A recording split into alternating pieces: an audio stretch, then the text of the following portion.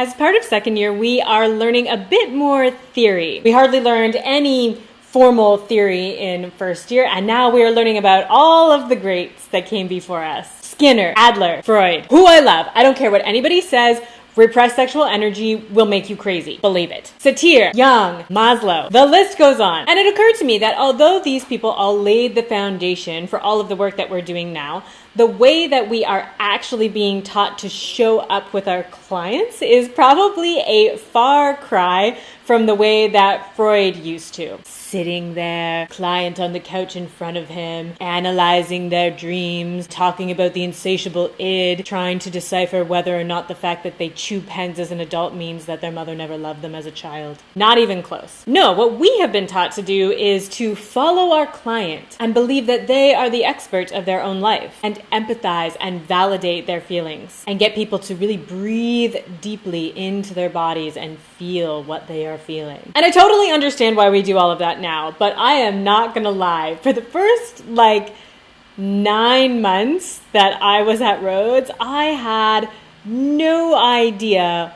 why we were learning what we were learning or what the theory even was that we were learning. As far as I knew, we were being taught Rhodes psychological theory, Rhoderianism. And it could have been made up and untested and unscientific and really just a shot in the dark that the school was taking to try to get published in a psych textbook one day. That is not what's happening, don't worry. But I never questioned it. And I didn't even think to question it until one day I was on the SkyTrain and the man sitting beside me asked me what I was reading, because I was reading a textbook for school. And when I told him, he asked what school of thought it was that I was studying. And I was like,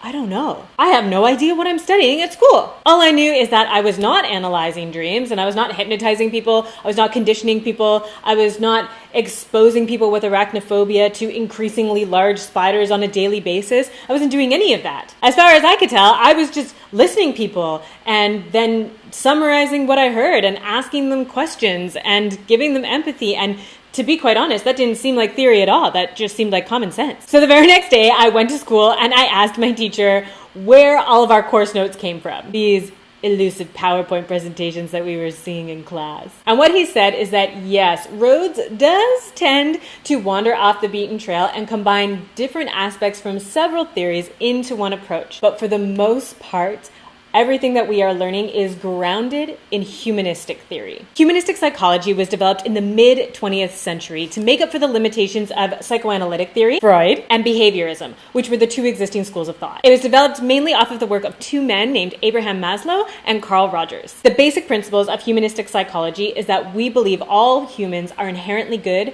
and we are also all driven towards self-actualization. Self-actualization is the idea that we all want to realize and fulfill our personal potential. And when we have understood and are living our personal potential without a need for reward or recognition, that is when we have become self-actualized. Humanistic psychology also really encourages self-exploration and acknowledges spiritual aspiration as an integral part of the psyche. It is client-centered, which means that we do believe that the client is the expert of their own life, and we relate to them with unconditional positive regard. Yes, that is exactly what we do here, with some somatic and artistic frills thrown in just to keep things interesting. So to any prospective students out there who are considering Rhodes, yes, you will learn a lot of different skills and techniques from a variety of schools of thought, but most of it is grounded in humanistic psychological theory. Though I am considering a petition to formally recognize Rhoderianism, I think it could really take off.